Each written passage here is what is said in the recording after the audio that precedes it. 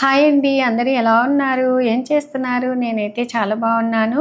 మీరు కూడా చాలా చాలా బాగుండాలని మనస్ఫూర్తిగా దేవుడిని వేడుకుంటూ ఇవాల్టి వ్లాగ్ స్టార్ట్ చేసేస్తున్నానండి. ఇంకా ఇవాల్టి వీడియో వచ్చేసి ఆల్రెడీ మీకు థంబ్‌నెయిల్ చూసి అర్థమైపోయి ఉంటుంది కదా! సో, ఈరోజు ఆడవాళ్ళందరికీ ఉపయోగపడేటటువంటి న్యూ ప్రోడక్ట్ అయితే తీసుకున్నాను. ప్రతి ఒక్కరి వంటగదిలో ఇది ఉంటే చాలా మేలండి. అందులో అమ్మమ్మల్ని, నానమ్మల్ని మర్చిపోకుండా ఉండేటటువంటి అంతే రుచితో కమ్మనైనటువంటి వంటలతో తయారు చేసుకోవటానికి అని చెప్పేసి ఒక చిన్నపాటి సాఫ్టెల్ మల్టీగ్రెయిన్ మిల్లెట్ మిల్లు తీసుకున్నానండి. ఇది వచ్చేసి రసోయి షాప్ నుంచి తీసుకున్నాను. మెయిన్గా ఏంటంటే అత్తయ్యకి ఏజ్ ఎక్కువ అవుతుంది కదండి. సో కింద కూర్చొని బియ్యం విసరడము, కందిపప్పు విసరడము, అలాగే జొన్న సంకటికి జొన్న నూక విసరడము ఇలాంటివన్నీ చేయలేకుండా ఉన్నారనమాట. సో చాలా కష్టమైందండి. అలాగని బయట బియ్యపు రవ్వ అలాంటివన్నీ తీసుకొని వస్తే అస్సలు తినదు, రాజీ పడదు, ఏం బాగుండవు అని అంటూ ఉంటుంది. ఇంకా వీటికి ఫస్ట్ మనం ధాన్యం పోసుకోవటానికి ఒక బౌల్ ఇచ్చారు. ఇంకా ఆ తర్వాత మనము పిండి తీసుకోవటానికి కలెక్టింగ్ బౌల్ ఒకటైతే ఇచ్చారు. క్లీన్ చేసుకోవటానికి ఒక బ్రష్ ఇచ్చారండి. మనకు మాన్యువల్ చూసి సెట్ చేసుకోవటానికి బుక్లెట్ ఇచ్చారనమాట. సో ఈ విధంగా మెయిన్గా ఏంటంటే ఇది కష్టమైన పని ఏం కాదండి, చాలా ఈజీగా సెట్ చేసేసుకోవచ్చు. ఇంకా ఆ తర్వాత మనకు పిండి రావటానికి ఎక్కడ దుమ్ము పడకుండా ఉండటానికి, పిండి వచ్చేటప్పుడు గాలి పోవటానికి ఇలాంటి కాటన్ క్లాత్ ఇది ఒకటి ఇచ్చారనమాట. అది ఫిట్ చేసేసుకొని చక్కగా బౌల్కు ఫిట్ చేసుకుంటే మనకు ఎక్కడే కానీ దుమ్ము అనేది పడదండి. ఇది మాత్రం నాకు చాలా బాగా నచ్చింది. ఇంకా మోటార్ చూద్దామండి.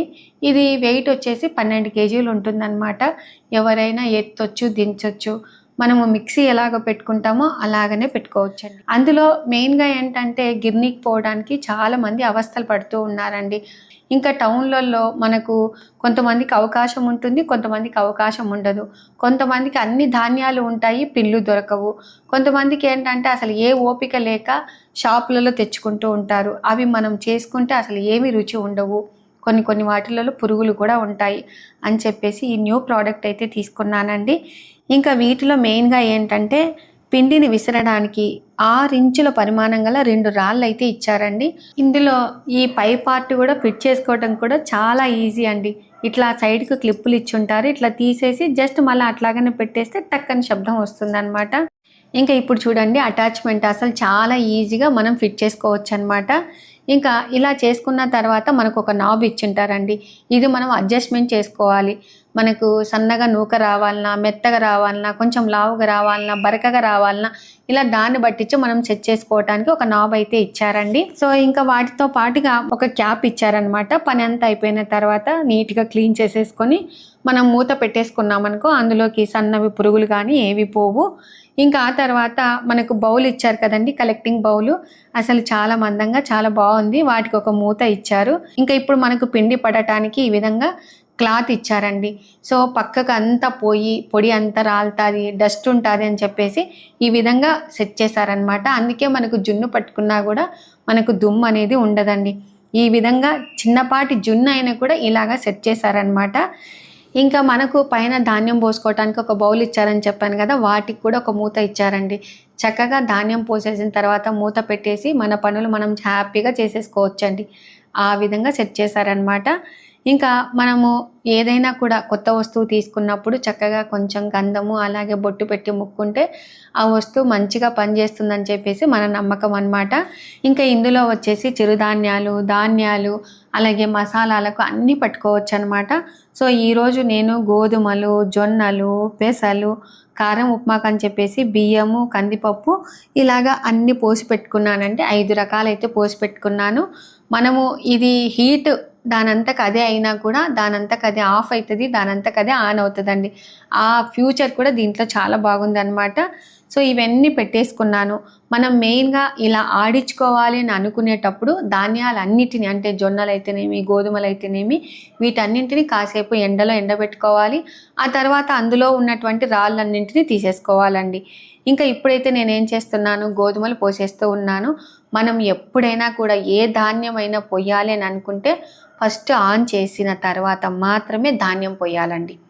అలా పోస్తేనే మనకు చక్కగా పిండి ఏది కావాలంటే అది వస్తుందన్నమాట. సో ఆఫ్ చేసి మనం ధాన్యం పోసామనుకో దాని మీద లోడ్ ఎక్కువై ఆఫ్ అవుతుంది.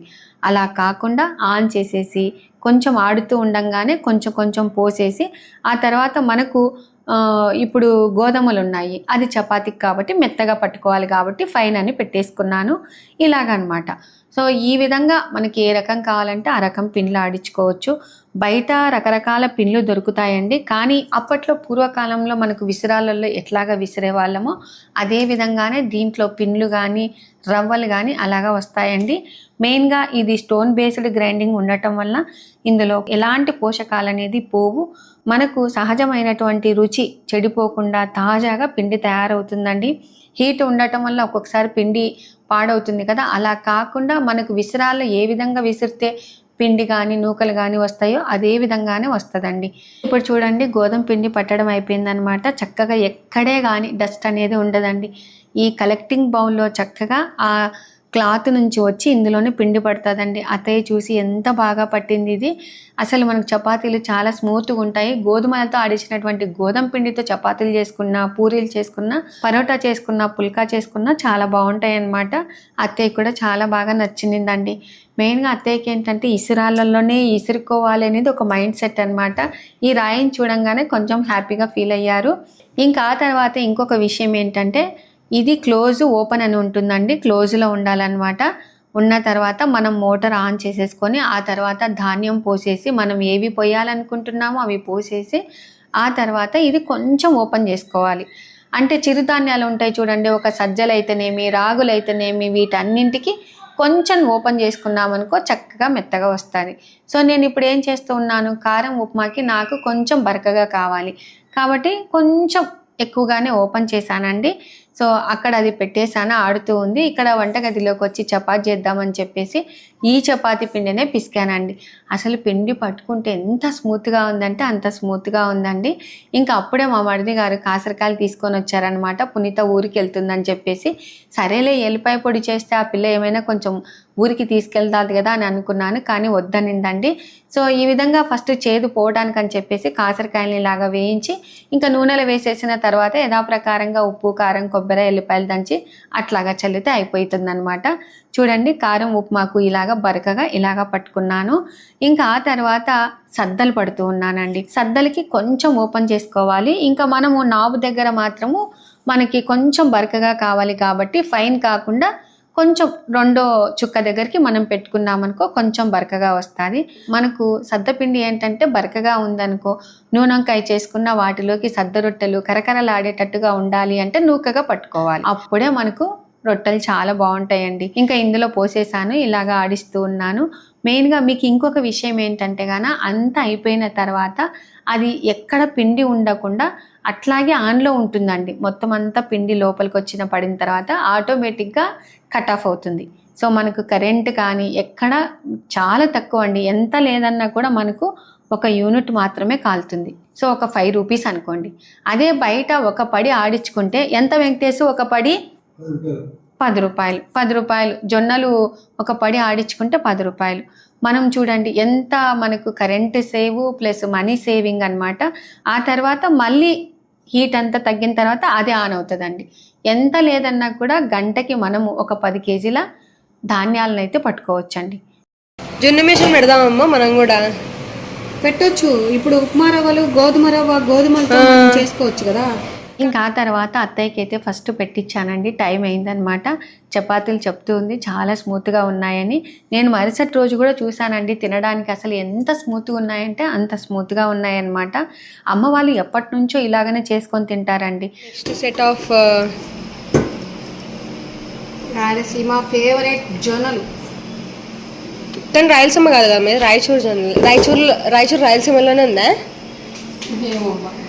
వావ్, సోషల్ చదువుకోలే మమ్మీ? కాదు అట్లనే కూడా మ్యాథ్స్ చదువుకోలేదా అనాలి. క్లోజ్ చేసుకోవాలి ఫస్ట్. ఆన్ చేసుకొని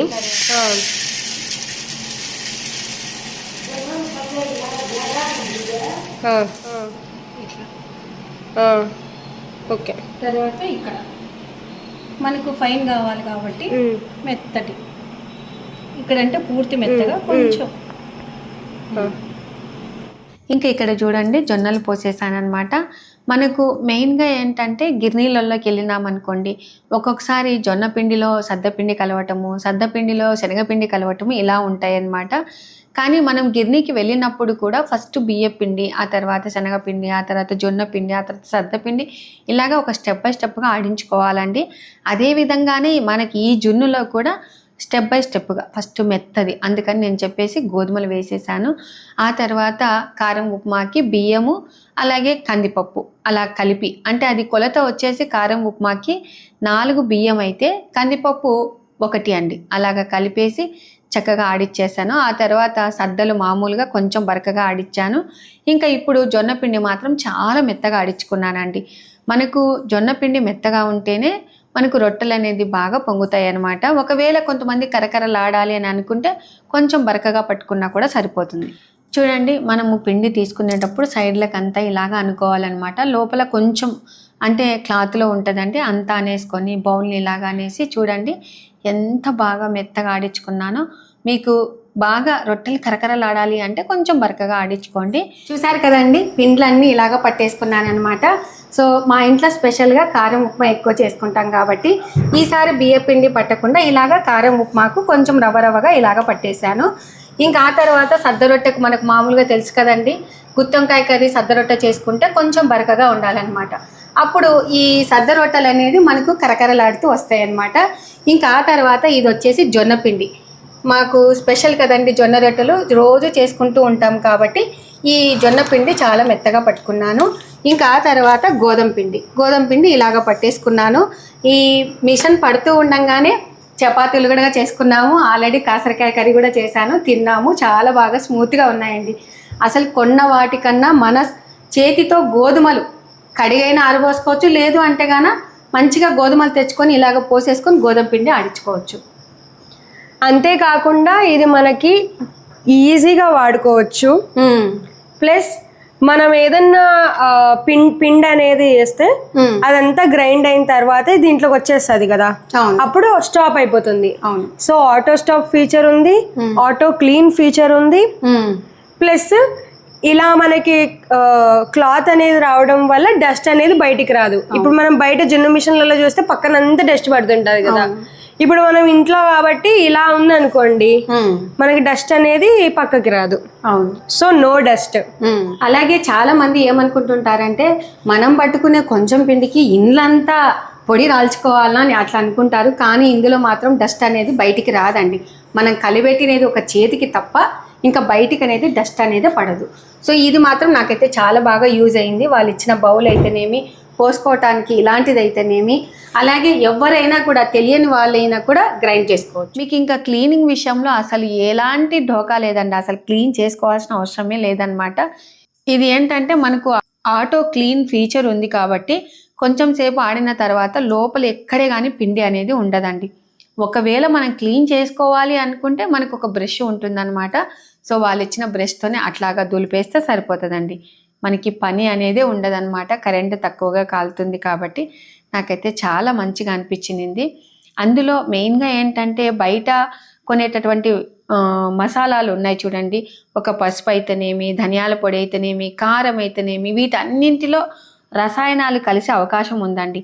అలాంటప్పుడు మన ఇంట్లో ఆయిల్ లేని తాజా మసాలాలు పట్టుకోవచ్చు. సో స్వచ్ఛమైనటువంటి పసుపు కొమ్మలు కొనుక్కొచ్చుకున్నామనుకో పసుపు చేసుకోవచ్చు, ఒట్టి మిరపకాయలు తెచ్చుకున్నామనుకో కారం చేసుకోవచ్చు, గరం మసాలా పొడులు మన ఇంట్లోనే చక్కగా చేసేసుకొని పట్టుకోవచ్చు అండి. ఏదైనా కూడా మనకు పిల్లలు ఉగ్గు పెడతారు చూడండి పిల్లలకు, సో వాళ్ళు కూడా రాగులైతేనేమి, జీడిపప్పు అయితేనేమి, బాదము, బియ్యము కలిపినటువంటి మంచి పౌష్టికమైనటువంటి ఆహారాన్ని మన కళ్ళ ముందే శుభ్రంగా తయారు చేసుకోవచ్చండి. సో నాకైతే చాలా బాగా యూజ్ అనిపిస్తుంది, ఎందుకంటే క్లీన్ చేసుకునే పని తక్కువ ఉంది. చెప్పాలి అంటే ఇది వచ్చేసి మనకు సేమ్ ట్రెడిషనల్ వేలో మన ఇంట్లో వాడే ఇసురాయి టెక్నిక్ అనేది వాడుతుంది.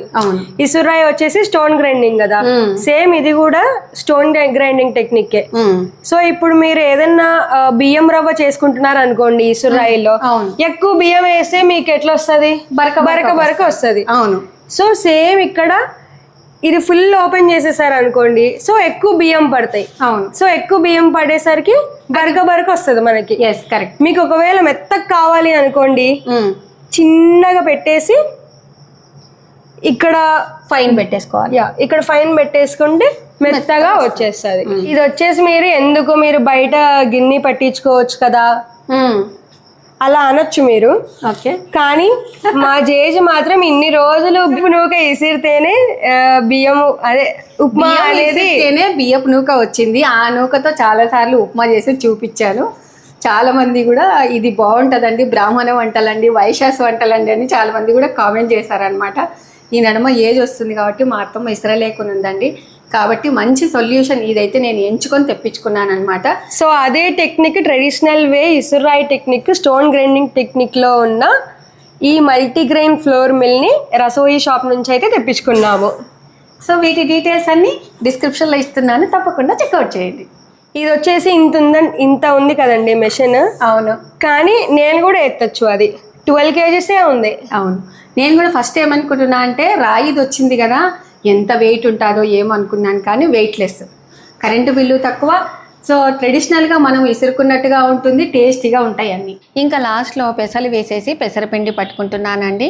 మన ఇంట్లో పెసరపిండి ఉందనుకోండి, గ్రేవీలలో చిక్కబడటానికి కొంచెం పిండిలో నీళ్లు కలిపి అలాగ పోసేసామనుకో గ్రేవీ అనేది చక్కగా చిక్కబడుతుంది. లేదు అనుకోండి, మన ముఖానికి ఒక స్క్రబ్ లాగా పనిచేస్తుంది అనమాట.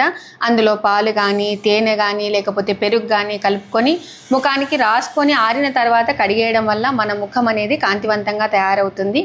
ఇంకా ఆ తర్వాత లాస్ట్లో అన్నీ తీసాను కదండి. సో మనకు ఇది మూత ఇచ్చారు కాబట్టి చక్కగా మూతను పెట్టేస్తే వాటిలో సన్న పురుగులు కానీ అలాగా వెళ్ళవన్నమాట. టోటల్గా మొత్తం అన్నీ పట్టేశానండి. మనకు గిన్నెకు కూడా మూత ఇచ్చారు కాబట్టి ఏమీ భయం లేదనమాట. అలాగే ఇది ఆటో క్లీన్ ఫీచర్ ఉండటం వలన మనం పోసినటువంటి ధాన్యాలన్నింటినీ అదే క్లీన్ చేసుకుంటుంది. చూసారా, అస్సలు ఎక్కడే కానీ పిండి అనేది లేసి చూడండి. మనం జస్ట్ బ్రష్ని తీసుకొని రాతి మీద అలాగా అనేసి తడి అనేది వాడకుండా చూసుకోవాలండి. ఎక్కువ రోజులు మన్నిక ఉంటుందన్నమాట. ఇంకా ఆ తర్వాత ఇందులో ఏంటంటే ఆటోమేటిక్గా ఆపేసి ఒక స్మార్ట్ సెన్సార్ అనేది ఉండటం వల్ల మనకు కరెంట్ ఆదా అవుతూ ఉంటుంది. అలాగే రాళ్ళు కూడా అరిగిపోకుండా ఉంటాయండి. చూడండి, ఎక్కడే కానీ డస్ట్ ఉందా, జస్ట్ అట్లాగా బ్రష్తో అంటే చాలన్నమాట. ఇంకా ఆ తర్వాత ఇన్ని పిన్లు ఆడిచిన తర్వాత మామూలుగా వంటలు కూడా నేను చూపించాలి కదా. సో నేను మామూలుగా చపాతీ ఎల్లిపాయ పొడి అదైతే చూపించాను. ఇంకా ఆ తర్వాత సద్ద రొట్టె నూనెంకాయ అయితే చేసుకుందామండి. వీటిలోకి ఫస్ట్ మనము పొడి ప్రిపేర్ చేసుకోవాలి కదండి. ఈ పొడి వచ్చేసి మామూలుగా పల్లీలు, నువ్వులు, అలాగే కారము, ఉప్పు, బెల్లము, జీలకర్ర వేసేసి కొంచెం ఎల్లిపాయలు వేసేసి మిక్సీ పట్టేశాను. పూర్తి చివరి వరకు కట్ చేయకుండా కొంచెం గ్యాప్ ఉండేటట్టుగా కట్ చేసి మనము పొడి కొట్టి పెట్టుకున్నాం కదండి. ఈ పొడి అంత అవసరం లేదనమాట అని చెప్పేసి కొంచెం ఒక బాక్స్లో వేసేసాను. ఆ తర్వాత ఈ విధంగా వంకాయలలో ఇలాగా నింపేస్తూ ఉన్నాను. సో టోటల్గా అన్నిట్లకు పెట్టేశానండి. మొత్తం ఒక 11 వంకాయలు తీసుకున్నాను. చాలా లేతగా ఉన్నాయి. ఇవి పోలూరు వంకాయలు, మా సైడ్ చాలా ఫేమస్ అండి. ఇంకా ఆ తర్వాత తగినంత ఆయిల్ వేసేసి పోపు గింజలు వేసేసి అలాగే మనం కట్ చేసుకున్నటువంటి ఆనియన్స్ వేసేసి కొంచెం దూరగా వేగిన తర్వాత కరివేపాకు వేసి ఆ తర్వాత మనము నింపి పెట్టుకున్నటువంటి వంకాయలను అందులోనే పెట్టాలండి. మామూలుగా అయితే వెడల్పాటి బాండి తీసుకుంటే చాలా చక్కగా వస్తాయి అన్నమాట. నాకు కొంచెమే కదా, ఈ బాండీలో సరిపోతుంది అని చెప్పేసి ఇలాగ పెట్టేసుకున్నాను. ఇలా పెట్టేసిన తర్వాత మనం ఫస్ట్ మూత పెట్టేసి కొంచెం సేపు బాగా మగ్గబెట్టాలండి. ఆ తర్వాత మధ్యలో గరిటెతో ఇలాగ అనకుండా ఇట్లా కుదిచ్చి ఆ తర్వాత కొంచెం పసుపు వేసేసి మనం నానబెట్టుకున్నటువంటి చింతపండు రసం వేసేసి మనకి ఎంత గుజ్జు కావాలనో అంతే నీళ్లు పోసేసుకొని కొంచెం పొడి మిగులుతూ ఉంటుంది కదా, సో ఆ పొడి కూడా ఇందులోనే వేసేసి చక్కగా మూత పెట్టేస్తే అయిపోయాయి. చాలా సింపుల్ అండి. ఇదే నూనెంకాయ రాత్రి చేసి పెట్టుకొని పొద్దున చక్కగా సద్ద రొట్టెలు, మామూలు జొన్న రొట్టెలు చేసుకున్నామనుకో ఇంకా రుచి అనమాట. మనకు నూనెంకాయ అనేది ఎంత బాగా మగ్గితే అంత రుచి అండి. ఇంకా ఆ తర్వాత సద్ద రొట్టెలు చేస్తున్నానండి ఈరోజు. సో నాకు కొలత ఒకటేనండి. మొత్తం అంత గుంతలాగా చేసిన తర్వాత ఇట్లా అనుకుంటాను, ఓహో ఇన్ని రొట్టెలు అవుతాయి కదా అని అట్లాగా ఆలోచన చేస్తాను. మీరందరూ రొట్టెలు చేయాలి అంటే కొలతలు ఎలా తీసుకుంటారు అనేది తప్పకుండా కామెంట్ చేయండి. ఇంకా ఇందులో నువ్వులు, ఉప్పు వేసేసి బాగా కలిపి మనం నైట్ పట్టి పెట్టుకున్నాం కదా ఈ సద్దపిండి, జొన్న పిండిలన్నీ, కాబట్టి చల్లనీళ్ళు పోసేసుకొని అయినా కూడా పిసికినా కూడా మనకు బంక అనేది వస్తుంది. అలాగే మీరు ఒకటి గమనించారో లేదో, వేడి నీళ్ళు పోసినవి చేసినటువంటి రొట్టె వేరేలాగా ఉంటుంది, చల్లనీళ్ళు పోసి చేసినటువంటి రొట్టె వేరేలాగా ఉంటుందండి. చల్లనీళ్ళతో చేసినటువంటి జొన్న రొట్టె కానీ సద్ద రొట్టె కానీ చాలా టేస్టీగా ఉంటుందన్నమాట. సో నేనైతే మామూలుగా నీళ్ళే పోసేసి ఇలాగా చేస్తూ ఉన్నాను. ఎక్కువ రోజులు గడిచిందనుకో కంపల్సరిగా వేడి నీళ్ళు పోసేస్తే కానీ అది రొట్టె రాదండి. చాలామంది ఇలాంటి వాటిలో మనం గ్రైండ్ చేసుకుంటే ఆ పిండి అసలు రొట్టెలు రావు, ఏ రొట్టెలు రావు, అసలు పిండి బూజు పడుతుందని అంటూ ఉన్నారు. అసలు బూజు అనేదే పట్టదండి. మనం ఆడించుకునేటప్పుడు ధాన్యముని బాగా ఎండబెడతాము, చక్కగా పట్టుకుంటాము, పిండి ఆరిన తర్వాత ఎత్తి పెట్టుకుంటాము. వేడి మీద ఏ వస్తువైనా ఎత్తి పెట్టుకుంటే బూజు అనేది కంపల్సరీ అండి. కాబట్టి ఇలాంటి జాగ్రత్తలు అయితే మనం తీసుకోవాలి. ఇంకా ఈ సద్ద రొట్టెలు ఏంటంటే మేము కరకరలాడేటట్టుగా చేసుకుంటాం అన్నమాట. ఇది నూకగా ఉండటం వల్ల తొందరగా కరకరలాడతాయండి. మెత్తగా పెట్టుకున్నటువంటి పిండి మనకు జొన్న రొట్టె కానీ అవి ఒక పొంగుతాయి, స్మూత్గా ఉంటాయి. కానీ బరకగా పట్టుకున్నటువంటి పిండితో చేసినటువంటి రొట్టెలు బాగా పలపలపల లాలుతాయండి, అట్లాగనమాట. సో నేను ఇప్పుడు సద్ద రొట్టె చేశాను కదా, ఇది పొయ్యిగడ్డ మీద ఇలాగ పెట్టుకుంటాను. అంటే అప్పట్లో పొయ్యిగడ్డ మీద పెట్టేవాళ్ళు, ఇప్పుడైతే నేను స్టవ్ వెనకాల అట్లాగా పెట్టేస్తాను. ఇంకా అత్తయ్యకి టైం అయిందని చెప్పేసి అత్తయ్యకి రొట్టెలు అంటే ఈ సద్ద రొట్టెలు గట్టిగా ఉండాలండి. కాబట్టి ఇంకా చక్కగా నూనె వంకాయ వేసేసుకొని తినేసి చాలా బాగుందమ్మా అని అంటూ ఉంది.